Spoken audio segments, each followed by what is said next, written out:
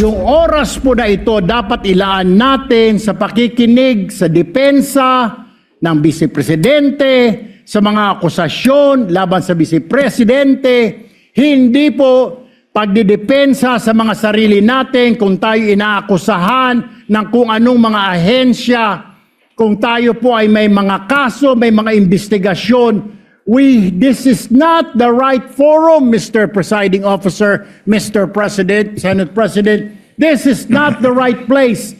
This court was established, was created, the impeachment court, for the Vice President and Vice President only. This should be her time. This should be her forum, not our forum here na ilabas natin ang saloobin natin, mga sagot natin sa mga akusasyon, mga kaso laban sa atin. And this is not also the time, Mr. President. The integrity of the court and the justices or judges is always relevant. So if the Supreme Court or COMELEC, Court of Tax Appeals, Sandigan Bayan is being heard and the judges are being threatened, you give them time. So we cannot take the impeachment out of context. Secretary Vince Dizon, 3 beses na nag-verify sa Taguig, sinabi na 3 beses na walang ghost. Ngayon, i-verify ulit. I wasn't going to bring that up, but then i-question ninyo si Senator Padilla. It was all over the news na hindi niya inintindi or he snubbed the ombudsman. Maraming salamat po sa ating tagapamahalang hukom at sa ating pong ginoong Pangulo. Nais ko lamang pong basahin ng napakaigsing manifestasyon po. The gentleman may proceed with his manifestation. Maraming salamat po. A'udhu billahi minash shaitanir rajim. Bismillahirrahmanirrahim. Alhamdulillah rabbil alamin. Aming mga kasama, ako po'y humihingi ng paumanhin sapagkat ito pong nakaraang linggo lumabas po sa mga balita na may aligasyon na ako daw po ay hindi sumusunod sa batas. Ito po ay nakalulungkot para sa isang senador, sa isang senator judge, ang masabihan na hindi sumusunod sa batas. Samantalang nung tayo po ay merong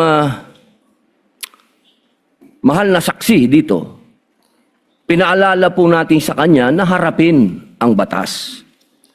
Noong nakaraang linggo, ang atin pong kaibigan na ombudsman, ang sinabi po ng mahal na ombudsman na ako daw po ay hindi sumunod sa kanilang pasabi na mag-file ng aking counter affidavit.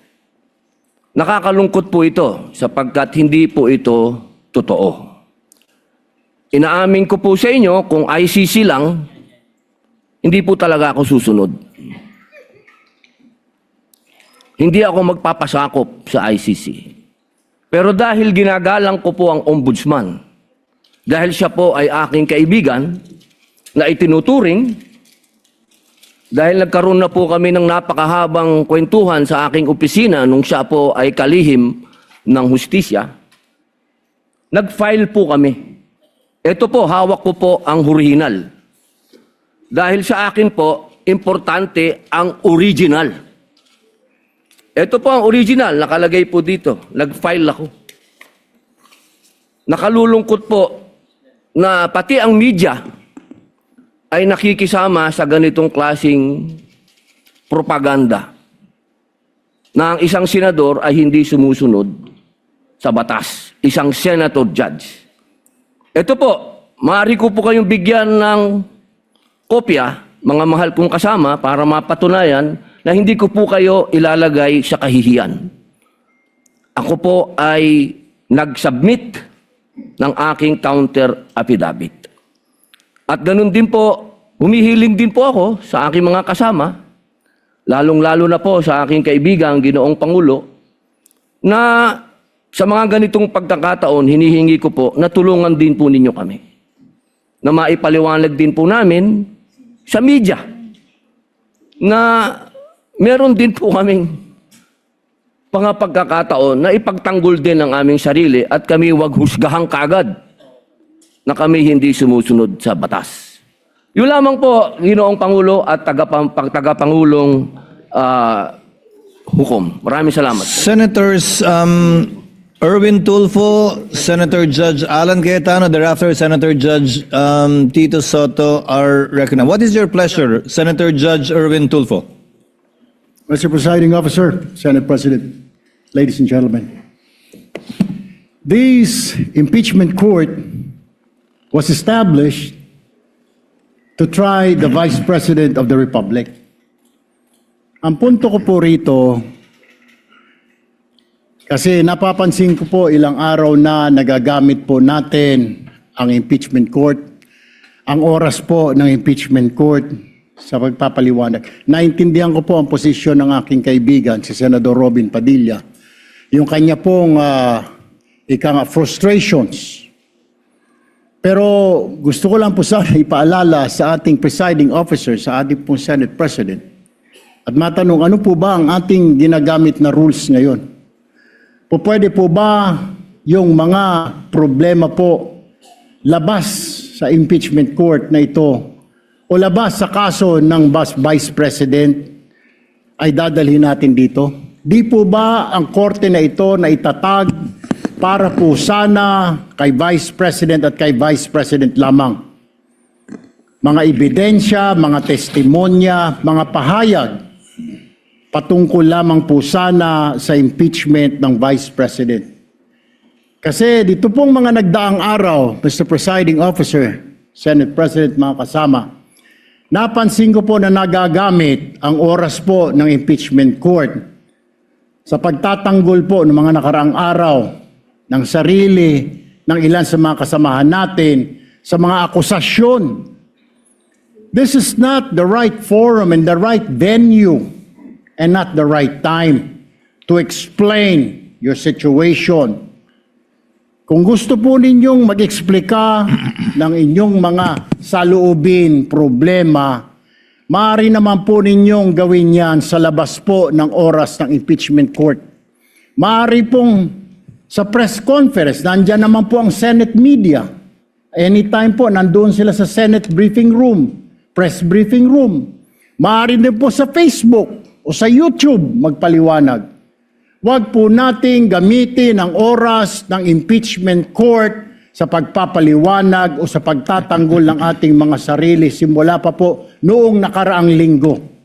Because the time we waste here to defend ourselves, defend what we believe or what have you, is an injustice to the Vice President.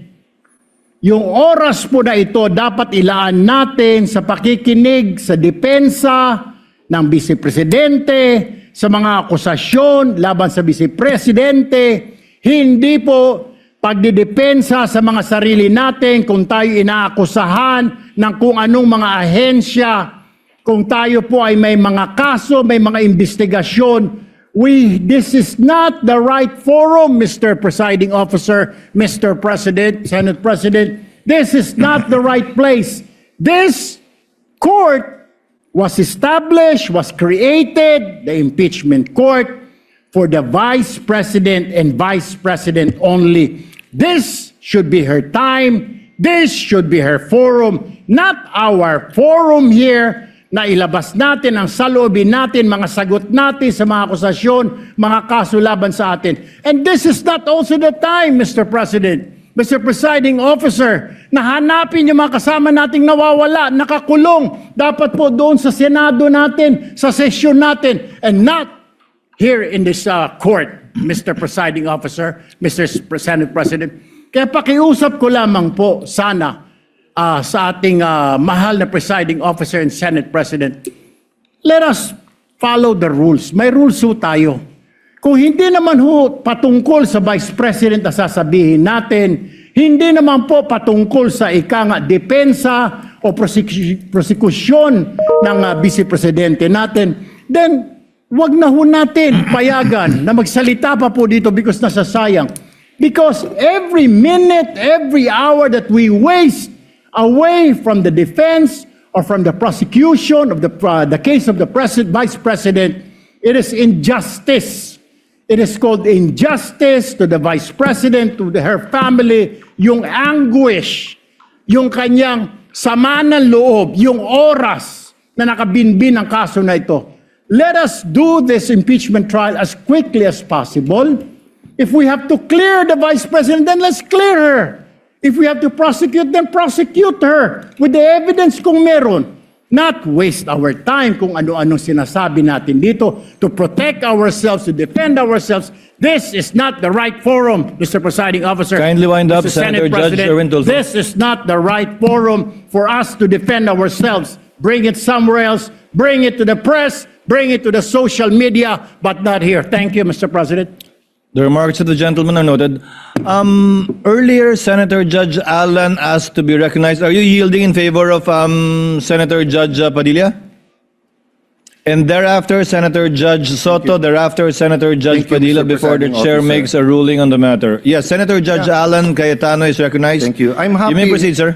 I'm happy I finally heard Senator Judge Erwin Tulfo is concerned about the justice or injustice to Vice President Sara. That's good news. Regarding the waste of time here, sabi ni Senator Joker Arroyo, it is useless to argue a legal point with a non-lawyer. When Senator Marcoleta brought that up here, nagkaroon ng commotion.